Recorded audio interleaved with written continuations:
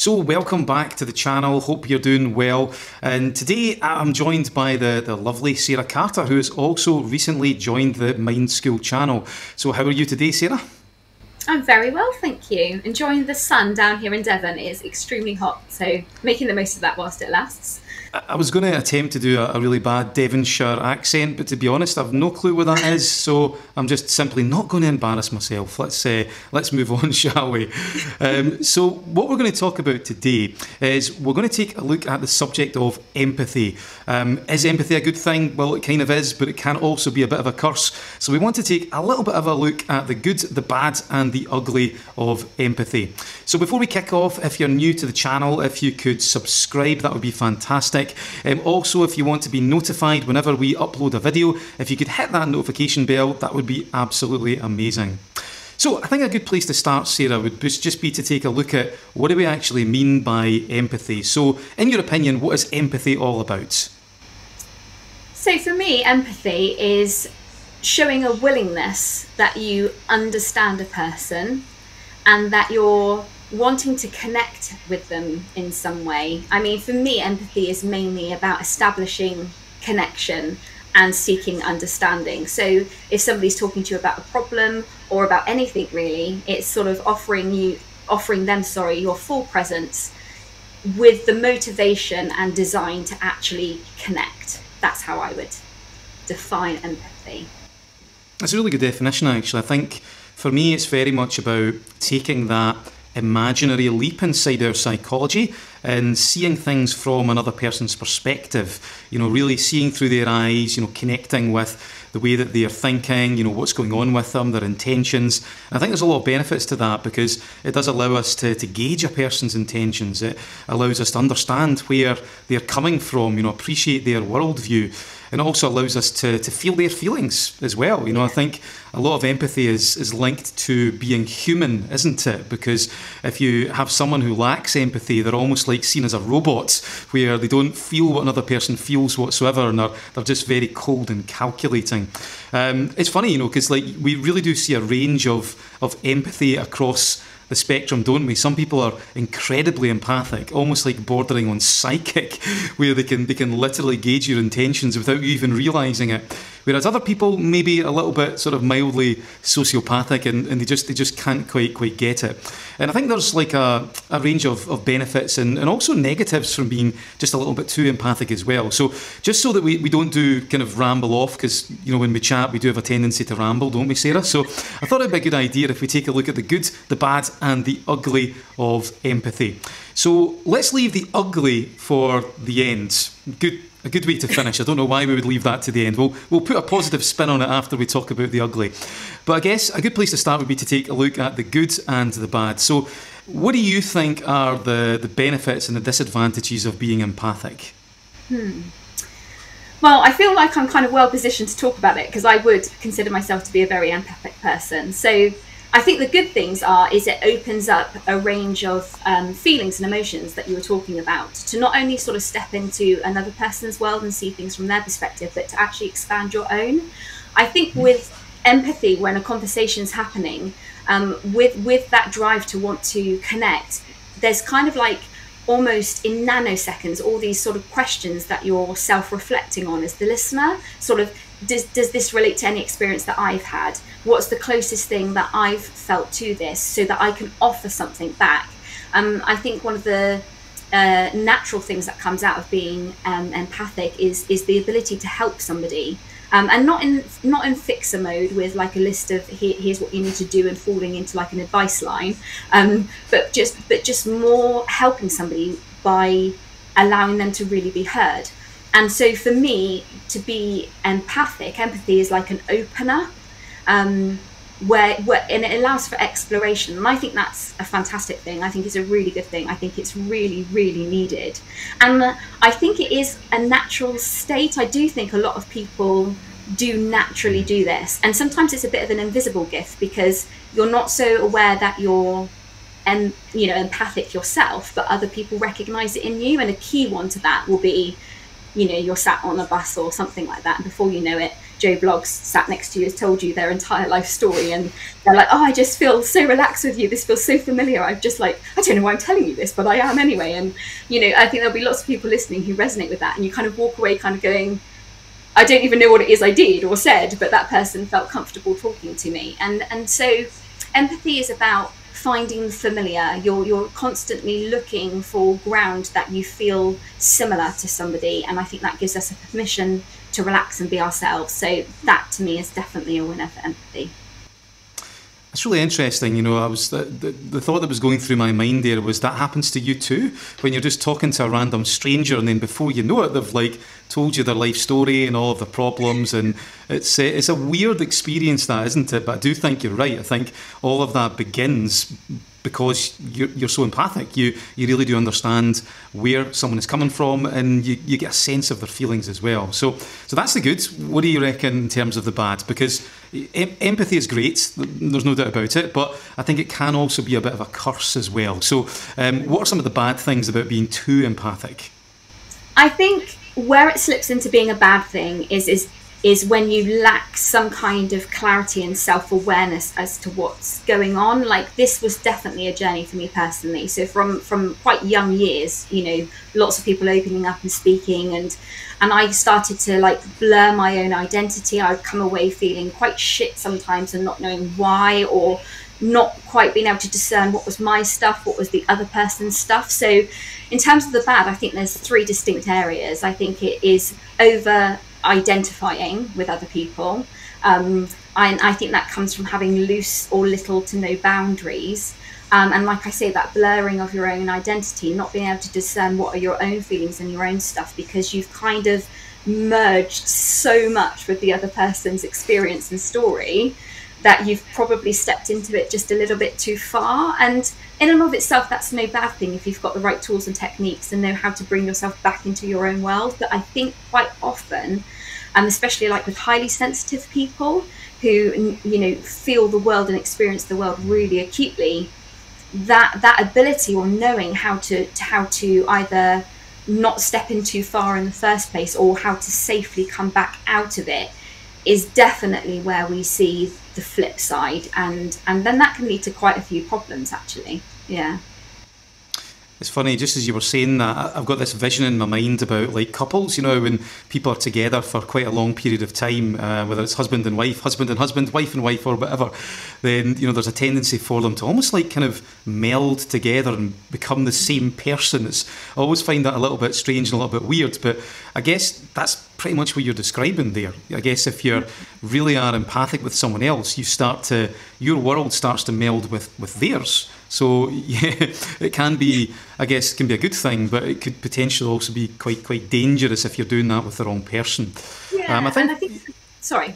It's just as you're saying there, because I think it is really important to say that empathy, I don't think, is ever a bad thing. It empathy itself is just this really wonderful way to feel relatable to people and to have a really enriched human experience.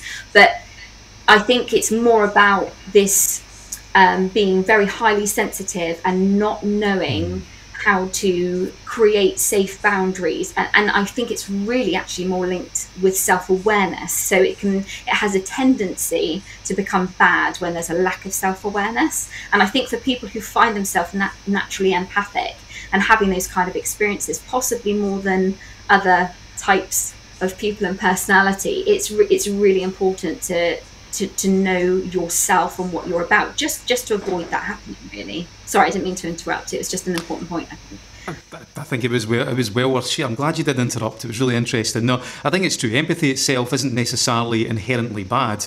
It's more about, if you lack a little bit of self-awareness and you do respond to the world, in quite a sensitive way, then there's a tendency for it to perhaps kind of spiral out of control a little bit.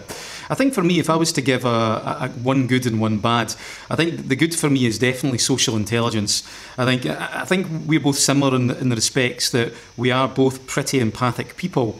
And I think it's such a useful skill to have, to be pretty empathic. The ability to walk into like a social situation and be able to read, very subtle cues and use that as feedback in order to, speak to people in a certain way and really be able to, interact with the people that you meet. So I think from a social intelligence point of view, I think it's fantastic. One of the things, or one of the people who I love is Louis Theroux. I think I'm pronouncing his name right, Louis Theroux. I think I'm right, the English journalist, and I think he's amazing. I watch some of his programmes and it's fantastic because he just knows how to read a situation. He's just so sensitive, and he's just really good at using empathy, and he just seems to know the right question to ask with the right people in order to extract and get the information from them. So I think that's definitely a good thing, the social intelligence thing. For me, the kind of bad side of empathy, and I totally agree, it's not that empathy is bad, it's more of a slightly warped version of it, is sometimes I think when we do it to the extreme, it can spill over into caring too much about what people think. Because I think, especially with, as you mentioned, they're highly sensitive people, if you feel the world really strongly and you're also very, very empathic, then sometimes those feelings can be a little bit overwhelming. We can get trapped in those feelings. So say, for example, if you're with someone who is maybe angry with you, even if that anger is totally unjustifiable, if you're very empathic and you're also quite sensitive, then you're going to feel that anger really acutely because you're stepping into their shoes. You're taking that psychological leap. So you might get stuck in that anger and you might end up just not particularly resourceful just simply because you're just being overly empathic in that moment. I know, like, when I used to work in the oil and gas industry many moons ago, a different life now, there was a senior manager who was basically in charge of like 150 people in multiple different, multi-million pound assets. And he was the loveliest guy you would ever meet. He was so empathic and very, very sensitive. But he was a terrible manager because he had to make decisions that affected people's livelihoods, decisions that a lot of people wouldn't particularly agree with. So honestly, by the time he retired, he was a mess because he was constantly being empathic with the employees. And again, that's a good thing as a human being. But in his position, he really needed to be less empathic, or certainly feel people's feelings a lot less, because he had to make those really difficult decisions. So I think sometimes, empathy done too often in a way that's a bit more sensitive, then I think can sometimes be a bit of a bad thing, because we can end up just caring a little bit too much about what people think. So that's the good and the bad. So let's move on to the ugly. Good way to finish this video. Let's go very, very dark. No, what does the ugly empath look like? Yeah. So what do you think, Sarah? What does the ugly empath look like? Well, I think it's literally when you wear it too much. I mean, as you were just describing with that manager, it's like you fall into the realms of people pleasing and basically serving everybody else and never serving yourself, and that can become quite ugly, because I think it can build up a lot of resentment. It can build up this sort of delusion that no one actually understands you when you're spending all your time trying to understand everyone else, and that people pleasing. For me, the ugly side of empathy is probably linked with responsibility. I think when you are somebody who can walk into a room, read it, and pick up on things that other people aren't, and you're just like this antennae system of emotions and all that sort of stuff, it can land really heavy on your shoulders of carrying literally the weight of responsibility, because you have so much information that you're having to assess and process, and then you suddenly feel really responsible for the outcome of absolutely everything. And the way that can be ugly is you can just become really really irritable and close down, which is really ironic, seeing as though empathy is about being open, and you're probably described as everyone else sees you as this really warm, bubbly, lovely, open person, and inside it can start to eat away at you a bit. And I think it comes from this resentment of responsibility, because it just creates this feeling of disconnect, of I'm serving everyone else and I can't seem to serve myself. So I'd say the ugly side would be a bitter resentment, which probably comes really, really, really slowly. and then causes guilt, and then it just tumbleweeds. I probably don't need to say much more. You probably get what I'm saying. It's just like that domino effect then of bad feeling towards yourself, though, not towards anyone else, but just towards yourself. Yeah. It's like a gradual build-up and then a sudden explosion, or maybe an implosion if it's within yourself. It is. It's I guess if you look at something like people-pleasing, that's kind of the way it often works. You know, people who are people-pleasers, they will, you know, do everything for other people. They want to be loved. It's very much linked with their self-worth, of course. But then eventually they'll just get so tired of doing that it just reaches a point where they just hit some sort of crisis and they just completely close down. So I guess it sounds quite similar what you're describing there. It's actually what you were talking about there kind of leads on to the point I wanted to make about the ugly of empathy. And that is, you mentioned like about the responsibility. You know, the quotes, you know, with great power comes great responsibility. I think it was René Descartes or Spider-Man, one of the two. Probably both. They're both very, very highbrow, good philosophers, of course, especially Spider-Man. But yeah, I think the ugly for me is about manipulation. You know, I was reading a while back that there's actually a couple of different types of empathy. So we can have something called affective empathy and also cognitive empathy. So affective empathy is where we feel people's feelings, so we feel their fear. Whereas cognitive empathy is when we can gauge their intentions. It's more of a kind of, you know, intellectual form of being empathic. And if you take likes of people who are like sociopaths or psychopaths, it's often believed, it's not proven, it's definitely something that's in discussion, but it's often thought that sociopaths and psychopaths, they're very good at cognitive empathy, but they struggle or they can't really do affective empathy for whatever reason. Maybe it's trauma, genetics, or a combination of all of the above. So what that then means is that they can actually gauge a person's intentions, they can understand how they think, but they don't feel their feelings, so they don't feel their pain. So what that then allows them to do is they can actually use empathy to really mess people over, and that's where a lot of con artists come in. You know, I've got a bit of a slightly, I don't know, healthy obsession with con artists. I'm quite interested in them, but that's often the dangerous combination that they have, is they can empathise with people, but it's more from a cognitive perspective, but they can do that and not feel their pain. So they can manipulate people, they can get them to do what they want, but they don't feel their pain, and I think that's a bit of a bad combination. So I think that's for me the ugly side, is when you know, people aren't responsible with this gift, with this power, and they use it to manipulate instead of doing it for good. That one with the con artist as well, because I mean, this is slightly anecdotal, but I have read quite a bit about how highly empathic people tend to fall into relationship with the kind of cognitive empath that you've just explained.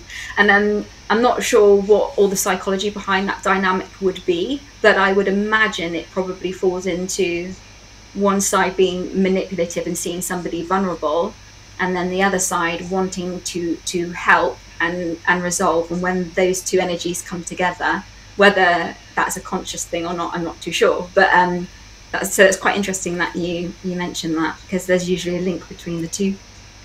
Mm-hmm. There definitely is. Are you speaking from experience there, Sarah? Is that like... No, I want to just say to our viewers, by the way, that Stephen just completely thinks that I'm the candidate for every con artist out there, which, you know, I'm getting really defensive about. Yeah, I mean, it's a good... Yeah, it's not there's experience, but yeah, I have read quite a lot of material about that. So yeah, there's a really interesting book. I think it's called The Confidence Trick, or the Confidence Game, by Anna I was going to say Anna Kournikova, but she's a tennis player. It's something like that anyway. You can search on Amazon. But she talks a lot about that, about how if you are empathic and you want to see the best in people, then that's often when you become more susceptible to being conned. So I guess it's a compliment, Sarah, when I say that about that you're open to being conned.